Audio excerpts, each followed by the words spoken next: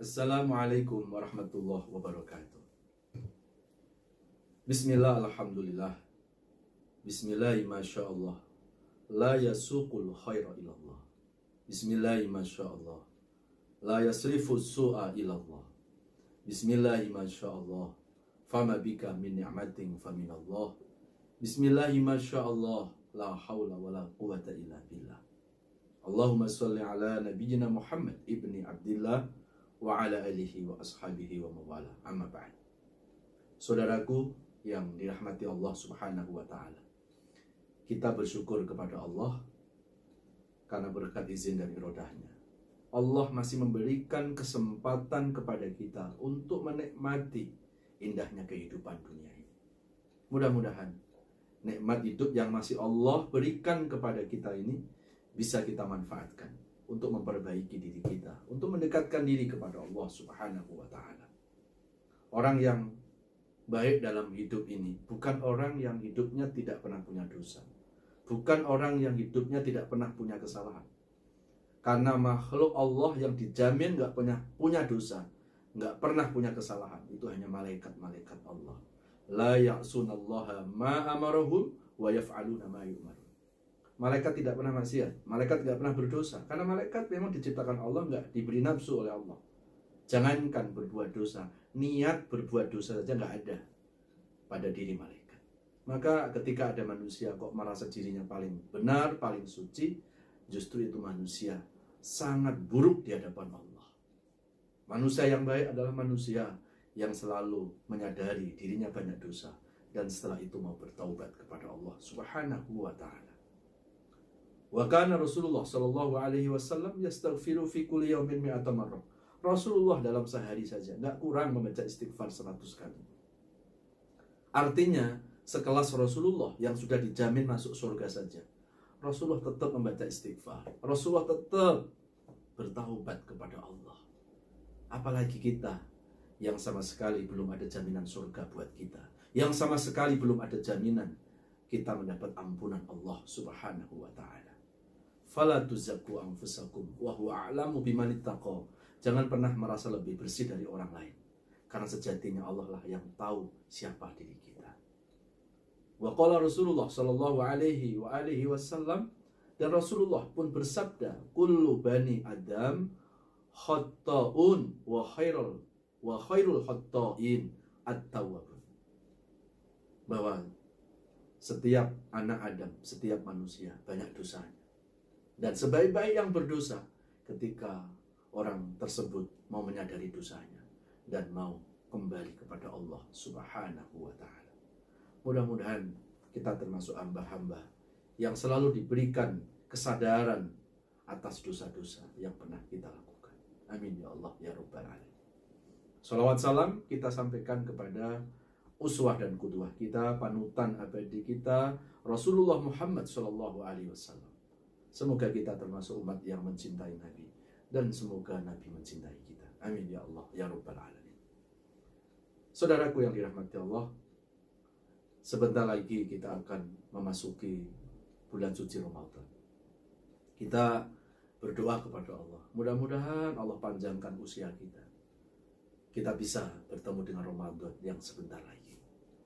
Mudah-mudahan Ramadan tahun ini jauh lebih bermakna, jauh lebih berkualitas dari Ramadan yang sebelumnya. Memang Ramadan tahun ini agak sedikit berbeda dengan Ramadan sebelumnya. Ramadan tahun ini kita masih mengalami pandemi, kita masih mengalami musibah, kita mengalami wabah virus corona. Tetap kita harus sabar, tetap kita harus ikhlas, kita jalani apa yang telah ditetapkan oleh Allah ini. Karena kita tidak mungkin bisa mengatur Allah. Apapun yang terjadi dalam hidup ini semua sudah ditetapkan oleh Allah. Ya, mudah-mudahan puasa Ramadan ini tetap kita lebih bersemangat untuk meningkatkan ibadah, meningkatkan keimanan, meningkatkan ketakwaan kita kepada Allah subhanahu wa ta'ala. Karena saudaraku, nilai ibadah puasa kita itu bukan dilihat dari ibadahnya saja, tapi nilai ibadah puasa kita itu akan dilihat sejauh mana puasa yang kita lakukan itu membawa perbaikan diri kita. Itulah yang dimaksud oleh Allah dalam Al-Quran, surat Al-Baqarah, surat yang kedua ayat 183. A'udzubillahi minasyaitonirrajim. Ya ayyuhalladzina amanu kutiba alaikumusyamu kama kutiba alal ladzina min qablikum la'allakum tattaqun. Wahai orang-orang yang beriman, diwajibkan atas kalian untuk berpuasa sebagaimana Allah mewajibkan orang-orang sebelum kalian. Dan tujuan puasa, esensi puasa apa? La'allakum tattaqun. Agar puasa itu membawa ketakwaan, agar puasa itu membawa kebaikan dalam diri kita. Berarti puasa sesungguhnya bukan hanya untuk puasa, tapi sesungguhnya puasa adalah untuk takwa.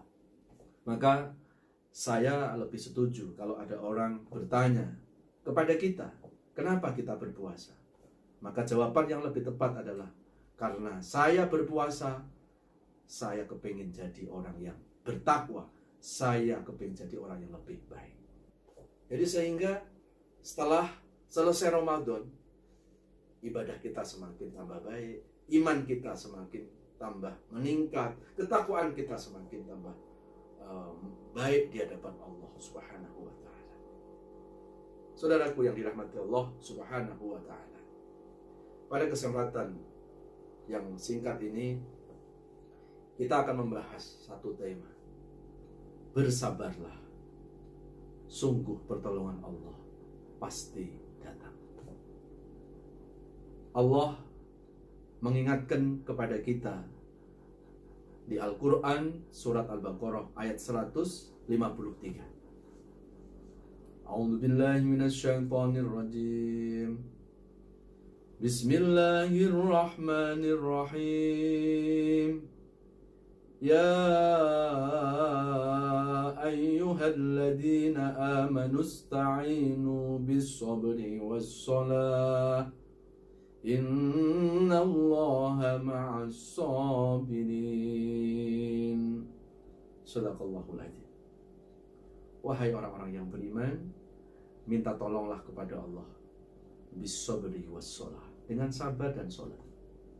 Sesungguhnya Allah bersama orang-orang yang sabar.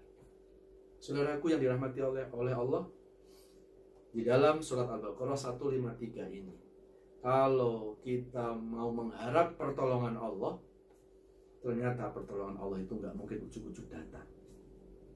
Dan ternyata pertolongan Allah itu datang. Ada dua sebab. Pertama apa? Sebab kesabaran kita. Dan kedua adalah kita selalu mendirikan sholat. Jadi kalau hari-hari ini, saudaraku selalu meminta kepada Allah, ya Allah, berikan pertolongan, ya Allah, turunkan rahmat-Mu, berikan pertolongan-Mu kepada kami.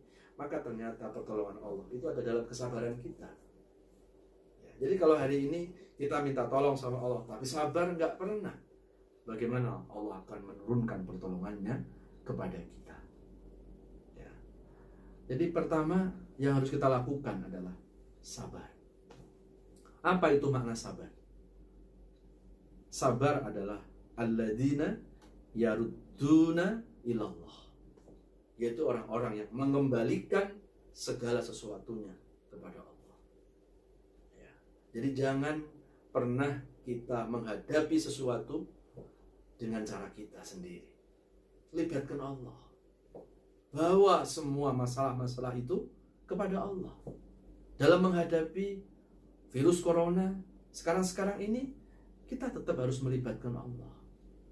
Ya, kita jangan ngeremehin virus corona ini, tapi jangan juga terlalu kita panik, jangan kita terlalu ketakutan.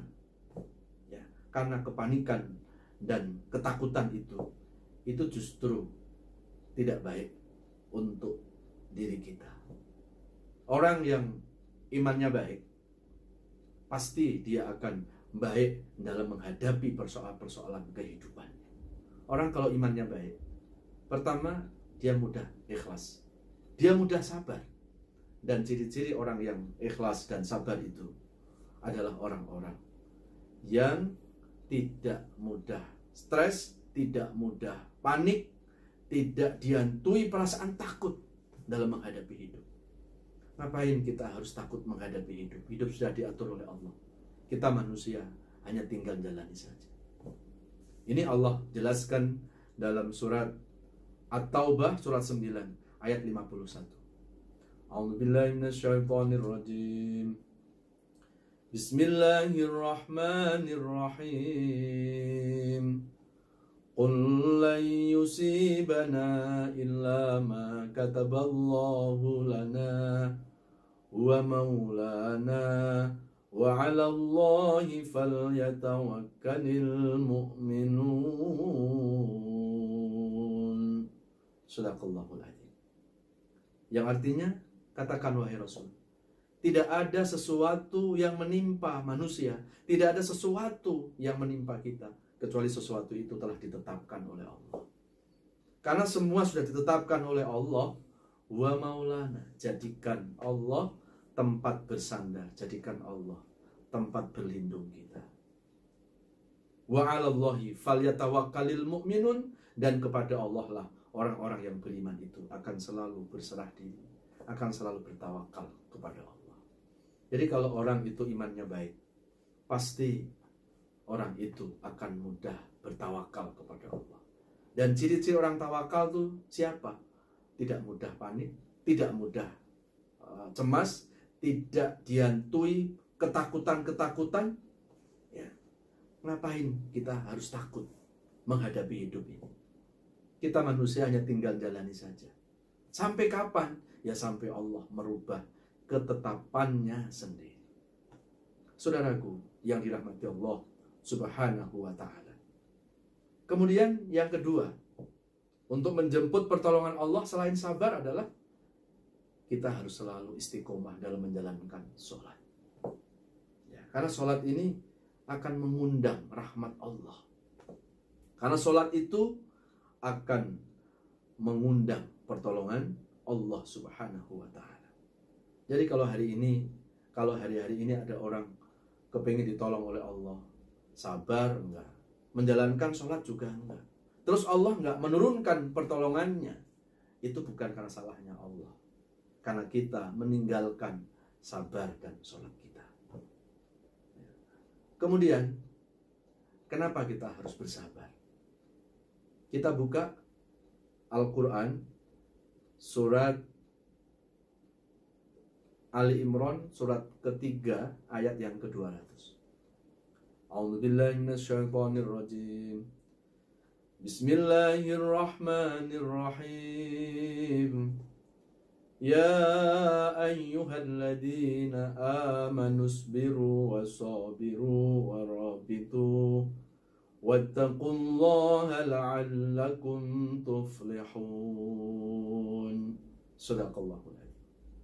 Wahai orang-orang yang beriman, bersabarlah dan kuatkanlah kesabaranmu. Tetap kita ada di tapal batas negerimu. Dan bertakwalah kepada Allah. Maka dengan kita bersabar, bertakwa, la'allakum tuflihun, kita akan mendapatkan keberuntungan. Jadi kalau kita bertanya, kenapa kok kita harus sabar? Selain sabar itu menjemput pertolongan Allah, termasuk sabar juga akan mendatangkan kesuksesan, akan mendatangkan keberuntungan. Ya, jadi kalau hari ini ada orang selalu meminta, berikan kesuksesan ya Allah, berikan keberuntungan ya Allah, ternyata keberuntungan itu berbanding lurus dengan kesabaran. Tidak ada orang itu hidupnya langsung instan. Ya, tidak mungkin hidup seseorang itu kayak membalikkan telapak tangan. Mesti ada proses. Inna ma'al usri yusra, bahwa bersama kesulitan pasti akan ada kemudahan. Jadi berarti tidak mungkin hidup ini sulit terus, tidak mungkin hidup ini susah terus, tidak mungkin hidup ini juga mudah terus. Jadi ada senang, ada susah. Itulah dinamika hidup. Dan ternyata kesabaran yang kita lakukan selama ini itu nggak akan disia-siakan oleh Allah. Kesabaran itu akan berbanding lurus dengan kesuksesan, dengan keberuntungan. Coba kita buka sejarah, saudaraku. Tidak ada nabi-nabi yang hidupnya itu dianakmaskan oleh Allah tanpa diuji. Tidak ada nabi-nabi yang hidupnya oleh Allah itu dimanjakan oleh Allah tanpa diuji. Semua nabi-nabi itu melewati ujian. Bahkan ujian para nabi adalah ujian yang sangat berat. Kenapa ujian nabi itu sangat berat?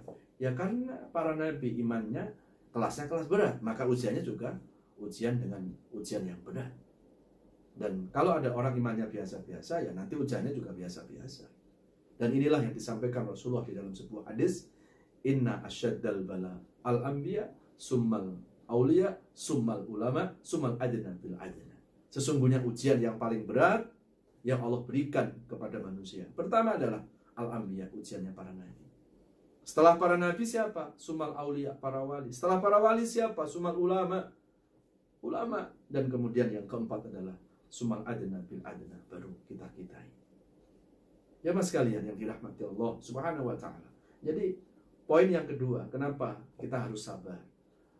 Ternyata sabar itu berbanding lurus dengan kesuksesan, dengan keberuntungan. Ini poin yang kedua dari manfaat kesabaran kita. Nah, jadi yang pertama apa tadi? Sabar menjemput pertolongan Allah. Kedua, sabar akan menjemput kesuksesan, keberuntungan. Kemudian yang ketiga, ternyata kesabaran itu akan menaikkan kualitas keimanan di hadapan Allah. Mana ayatnya? Kita buka Al-Quran, surat Al-Ankabut, surat 29, ayat yang kedua dan 3. A'udzubillahi minasyaitonirrajim. Bismillahirrahmanirrahim. Ahasiban nasu an yutraku an yaqulu amanna wa hum la yuftanun. Walaqad fatanna alladhina min qablihim falaya'lamanna Allahu alladhina sadaqu wa laya'lamanna al-kadhibin. Shadaqallahul adzim. Al-Ankabut surah 29 ayat 2 dan 3. Apakah manusia mengira kalau manusia sudah beriman, kemudian hidupnya tidak diuji? Pasti aku akan menguji. Pasti Allah akan menguji kepada orang-orang yang beriman itu. Dan dengan ujian itu, Allah kepingin tahu mana yang benar-benar beriman dan mana yang pura-pura beriman.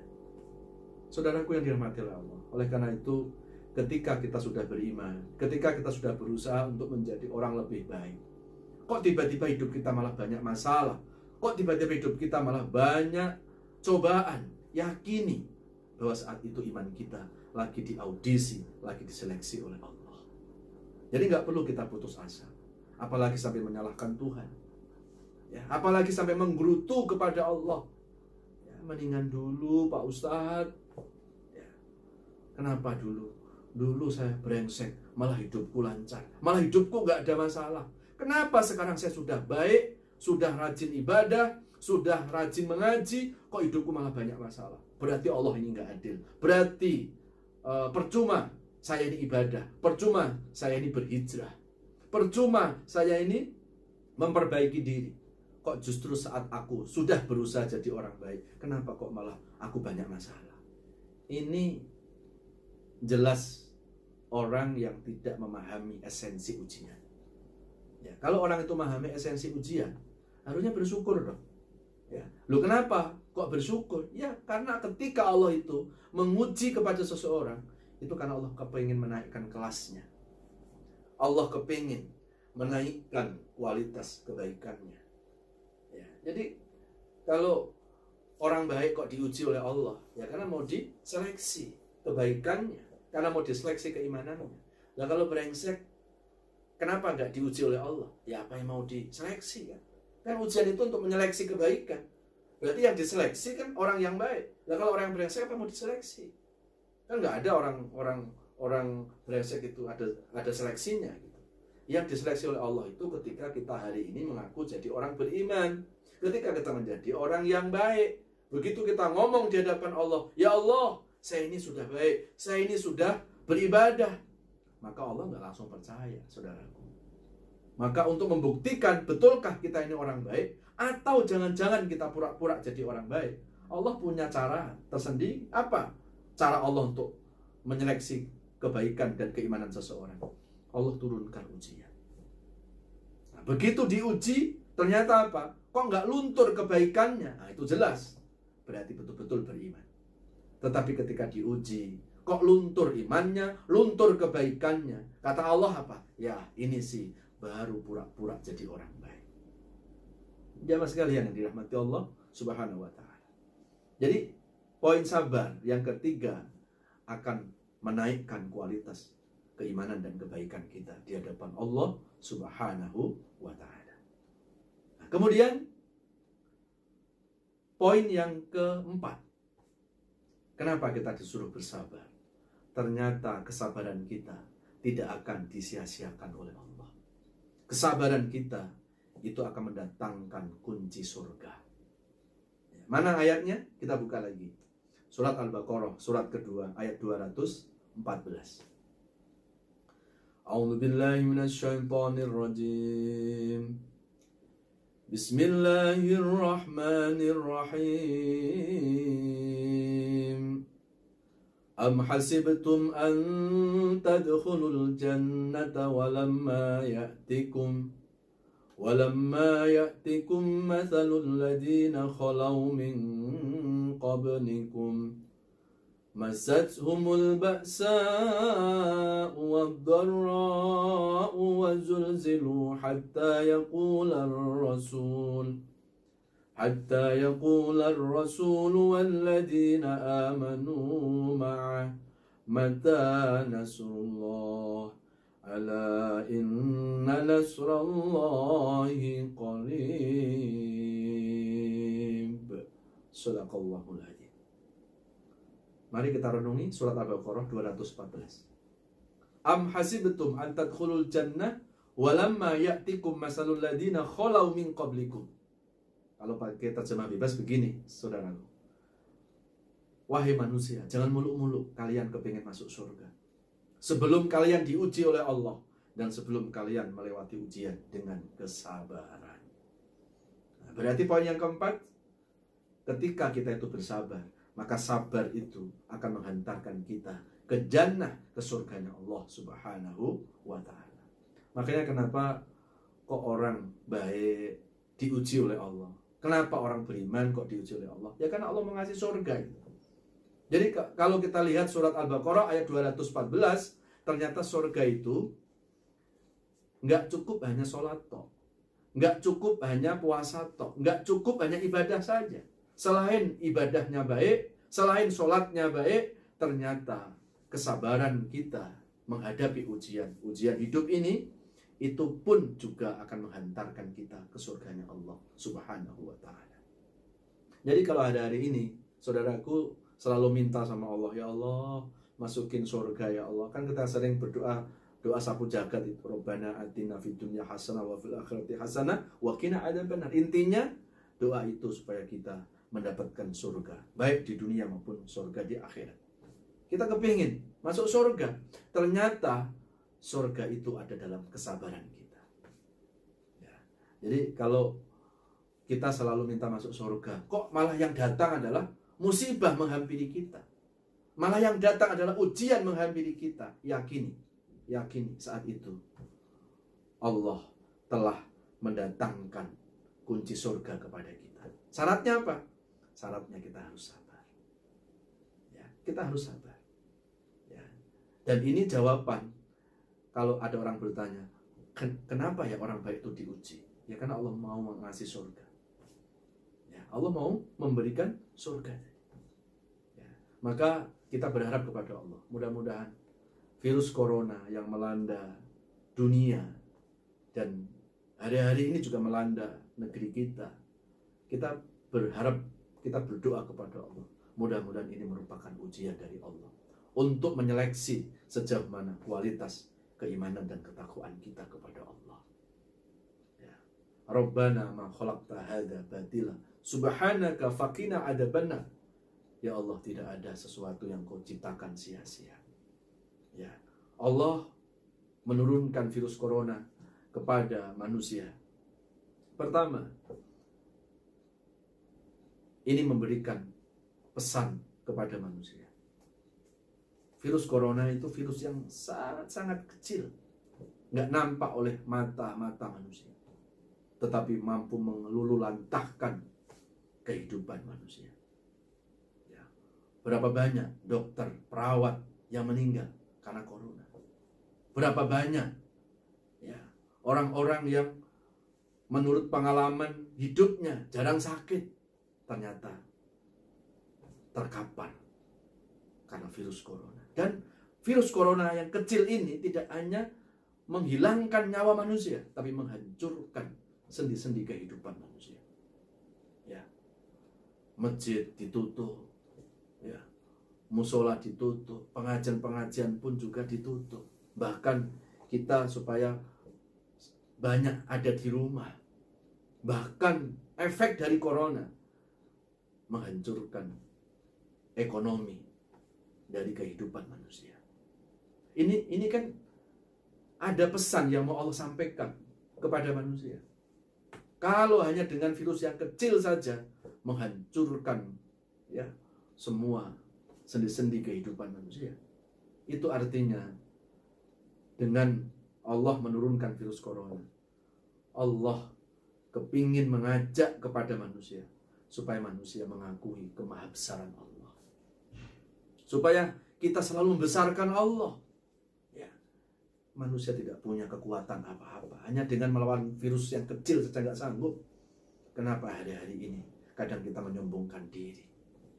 Ya, jadi pesan corona yang Allah turunkan kepada manusia menyadarkan manusia supaya manusia menyadari keterbatasannya, menyadari kelemahannya. Jangan jadi manusia yang merasa besar di hadapan Allah.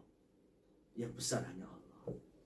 Jadi dengan kata lain, virus corona itu cara Allah untuk mendemonstrasikan kemahabesarannya supaya manusia merasa kecil di hadapan Allah. Ya. Yang kedua, dengan corona ya, itu cara Allah untuk mendidik manusia supaya manusia cinta terhadap kebersihan.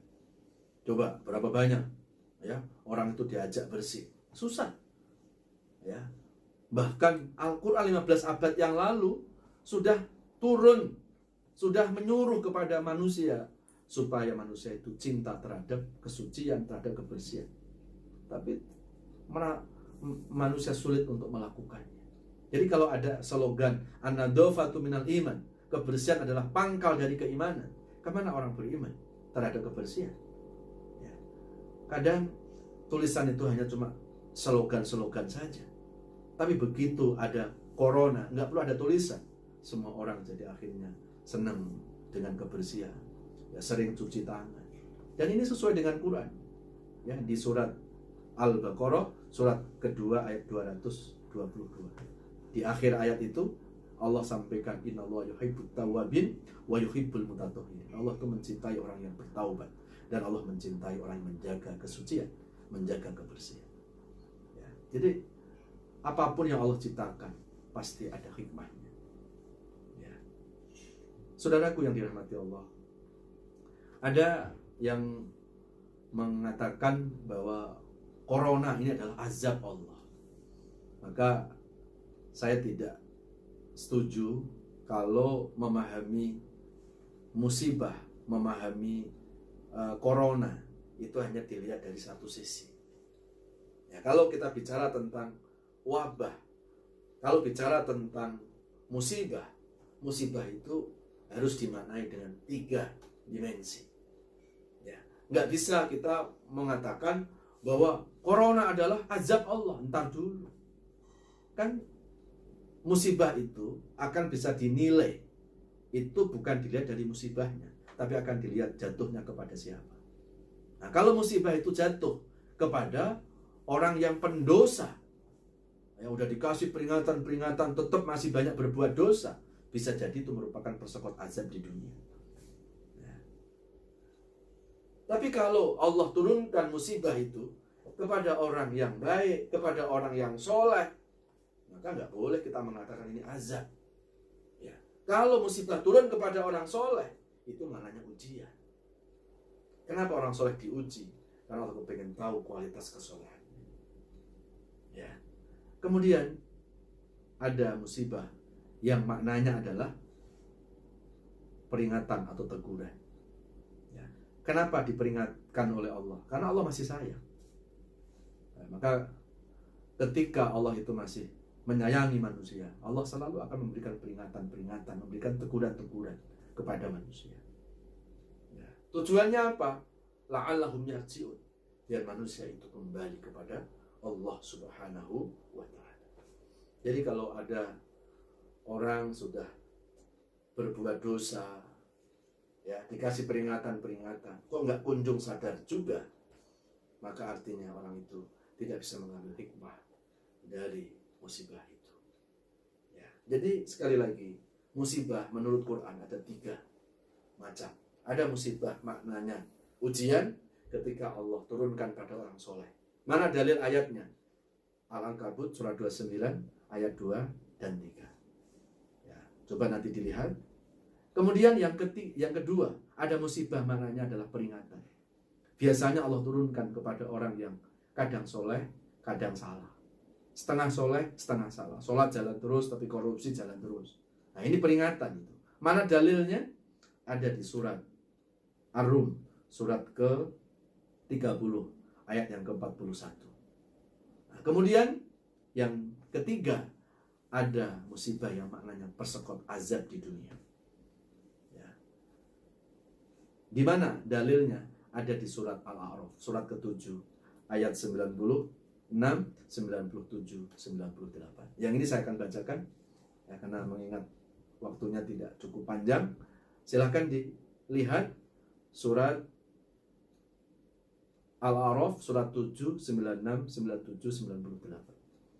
A'udzubillahi minasyaitonirrajim. Bismillahirrahmanirrahim.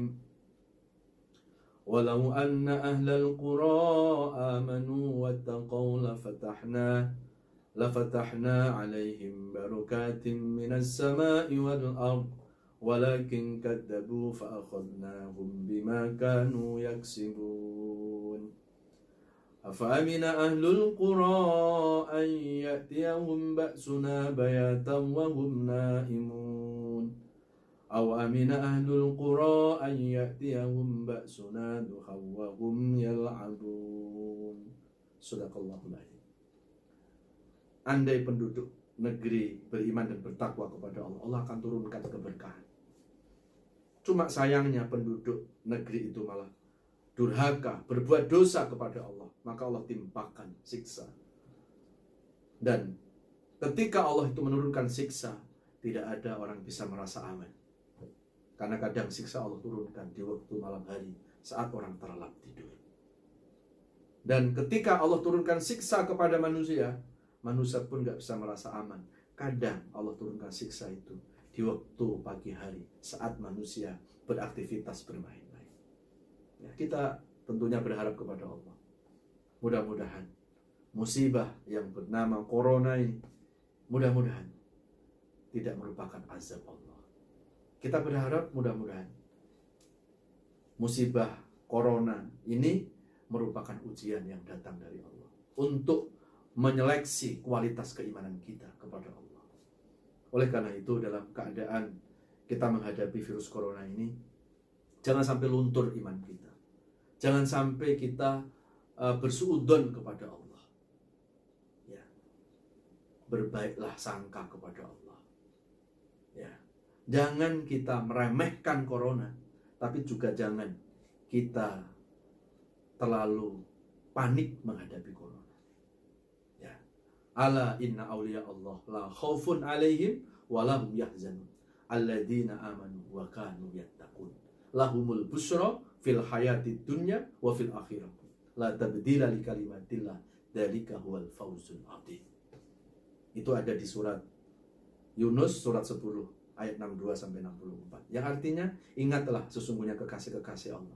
Mudah-mudahan kita termasuk di dalamnya. Amin. Siapa kekasih Allah itu? La khaufun alaihim wa lahum yahzanun. Itu orang-orang yang tidak dihantui perasaan takut, tidak dihantui kepanikan, wa lahum yahzanun, dan tidak tenggelam dalam kesedihan, tidak tenggelam dalam kecemasan. Supaya hidup ini tidak dihantui perasaan takut, tidak ditenggelamkan dalam kecemasan, dalam kesedihan, kuncinya apa? Alladzina amanu wa kanu yattaqun, yaitu orang-orang yang selalu menguatkan keimanan dan ketakwaan. Jadi kalau ada orang mengaku beriman, mengaku bertakwa kepada Allah, tapi kok panik, terlalu panik, dihantui perasaan takut menghadapi corona, maka berarti masalahnya ada di imannya. Ya, masalahnya bukan ada di coronanya sebetulnya, tapi masalahnya ada di imannya. Karena ketika iman itu baik, iman itu akan membawa kebaikan-kebaikan dalam hidup kita. Agar kita selalu beriman, bertakwa, supaya iman takwa kita ini baik, jangan lupa cas iman itu dengan 3 cara. Pertama, mengecas iman dengan ilmu, walaupun dalam kondisi seperti sekarang ini, jangan sampai luntur semangat kita untuk mengikuti kajian-kajian agama. Karena ilmu yang akan mengecas iman kita. Yang kedua, bil amal. Iman itu akan dicas dengan amal soleh kita. Dalam kondisi seperti ini, banyaklah kita beramal soleh. Banyaklah kita berbuat kebaikan. Karena kebaikan itu berbanding lurus dengan kebahagiaan. Dan yang ketiga, cas iman itu dengan kesabaran. Ya, karena dengan sabar, iman kita akan naik frekuensinya di hadapan Allah Subhanahu wa Ta'ala.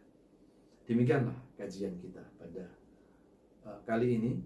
Mudah-mudahan kajian ini sekaligus menjadi tarhib Ramadan kita, penyambutan tamu yang agung bulan Ramadan, dan supaya Ramadan kita akan jauh lebih bermakna. Walaupun kita menghadapi virus corona sekarang ini, kita tidak turun semangat beribadah, semangat iman, semangat kita bertakwa kepada Allah Subhanahu wa Ta'ala. Sekali lagi, marhaban ya Ramadan, marhaban syahrul siyam, marhaban syahrul qiyam. Selamat datang wahai bulan suci Ramadan, bulan yang penuh ampunan, bulan yang penuh kebaikan, bulan yang di dalamnya Allah turunkan pertolongan. Kita berdoa kepada Allah. A'udzubillahi minasyaitonirrajim. Bismillahirrahmanirrahim. Alhamdulillahirabbil alamin. Allahumma sholli ala nabiyyina Muhammadin wa ala alihi wasallam. Ya Allah, ya Rahman, ya Rahim. Bila hidup ke depan kami ini masih membawa kebaikan-kebaikan, mohon panjangkan usia kami, ya Allah. Pertemukan dengan bulan suci Ramadan, bulan yang penuh kemuliaan, bulan yang di dalamnya ada satu malam lebih baik daripada ibadah 1000 bulan, bulan yang diturunkan Al-Quran. Ya Allah, berikan kesehatan jasmani rohani kami, angkat seluruh penyakit-penyakit kami, baik penyakit fisik maupun penyakit hati yang susah diobati. Berikan keikhlasan dan kesabaran dalam menjalani cobaan ujian hidup ini. Bila kelopak mata kami masih terbuka, bimbing pandangan mata ini untuk selalu melihat kebaikan dan kebenaran. Bila mulut ini masih bisa berucap dan berkata-kata, bimbing mulut ini agar selalu berkata baik, berkata benar, mampu menyampaikan kebenaran, amal ma'ruf nahi munkar. Bila tangan ini masih bisa digerakkan, bimbing tangan ini agar bisa mengulurkan sedekah kepada orang-orang yang membutuhkan. Bila kaki ini masih bisa melangkah, mudahkan langkah-langkah kaki ini ke tempat-tempat ibadah. Dari mulai hari ini sampai Engkau mencabut nyawa kami, tetapkan iman dan Islam kami, sehingga hanya namamu yang kami sebut ketika kami mengembuskan nafas terakhir kami. Wassallallahu ala nabiyyina Muhammadin wa ala alihi wasallam. Walhamdulillahi rabbil alamin. Mohon maaf lahir batin, wal afu minkum. Wassalamualaikum warahmatullahi wabarakatuh.